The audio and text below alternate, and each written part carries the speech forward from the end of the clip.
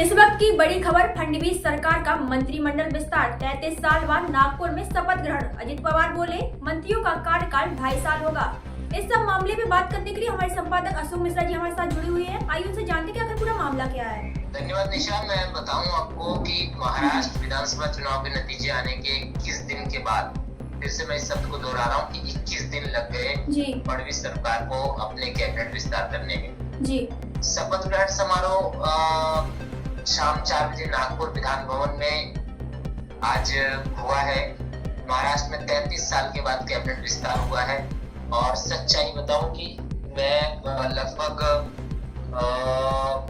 ये एक बड़ी सोची समझी रणनीति के तहत बीजेपी यानी फडणवीस सरकार ने 33 साल के बाद ये शपथ ग्रहण का आयोजन किया है। मुंबई की जगह नागपुर में किया है और उस शपथ ग्रहण के लिए जो मैं आपको बता दूं, शिवसेना शिंदे गुट के विधायक सह संयोजक नेता नरेंद्र बोरकर कैबिनेट में शामिल होने के कारण अपने पदों से इस्तीफा दिया। उन्होंने भंडारा से विधायक के रूप में जीत हासिल की थी। और दूसरा सबसे बड़ी बात मैं बताऊं कि जो संभावित चेहरे थे उनमें से बहुत से लोगों को जगह दी गई है और पूरा एक सामंजस्य बनाया गया है ताकि शिवसेना, भाजपा और एनसीपी अजित पवार गुट जो है उनमें कोई मतभेद ना पैदा हो।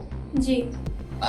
इसमें सबसे बड़े जो नाम निकल के हमारे सामने आए, चंद्रशेखर बानपुले, गिरीश महाजन, चंद्रकांत पाटिल, जयकुमार रावल, पंकजा मुंडे, पंकज भोयर, राधा कृष्ण विखे, पाटिल मंगल, प्रभात लोढ़ा, शिवेंद्र राजे भोसले, मेघना बोर्डीकर, माधुरी मिसाल, शिवसेना शिंदे गुट से संजय सिरसाट, उदय सामंत, शंभू राजे देसाई, गुलाब राव पाटिल, भारत गोगवाले, संजय राठौर, आशीष जायसवाल, प्रताप सरनाइक, योगेश कदम, प्रकाश आंबेडकर, ये शिवसेना गुट से।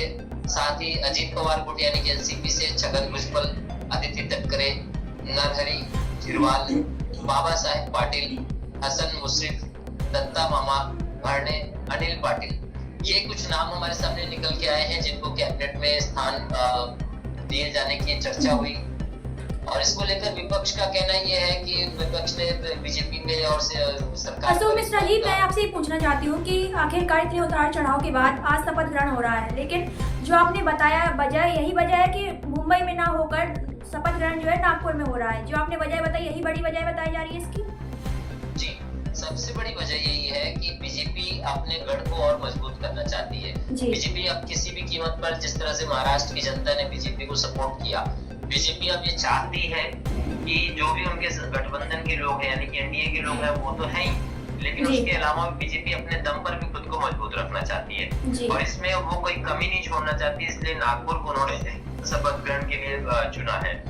निशा जी सर, जहाँ शपथ ग्रहण जैसे नागपुर में बताया जाए तो वहाँ पे व्यवस्था कैसी देखी जा रही है, क्या माहौल है? व्यवस्था पे तो बात हम बाद में करेंगे। पहले मैं आपको एक सबसे बड़ी बात बता दूं अपने दर्शकों के लिए कि महाराष्ट्र कैबिनेट विस्तार में गृह, राजस्व, सिंचाई और शिक्षा विभाग, जिसको लेकर जो उठापटक चल रही थी, सिंधे नाराजगी चल रही थी, ऐसा माना जा रहा था सूत्रों के हवाले से कि सिंधे गृह राज्य मंत्री पद के अपने पास रखना चाह रहे थे, मंत्रालय अपने पास रखना चाह रहे थे। लेकिन बीजेपी को एक बड़ी जीत हाथ लगी है कि गृह, राजस्व, सिंचाई और शिक्षा विभाग बीजेपी के खाते में है, यानी कि बीजेपी ने अपने पास रखा है। और व्यवस्था की जहाँ तक बात है तो व्यवस्था पे जो भी आपने सवाल किया तो जाहिर सी बात है, सरकार उनकी है, सत्ता उनकी है, मंत्रिमंडल विस्तार है तो व्यवस्था तो अच्छी रहेगी।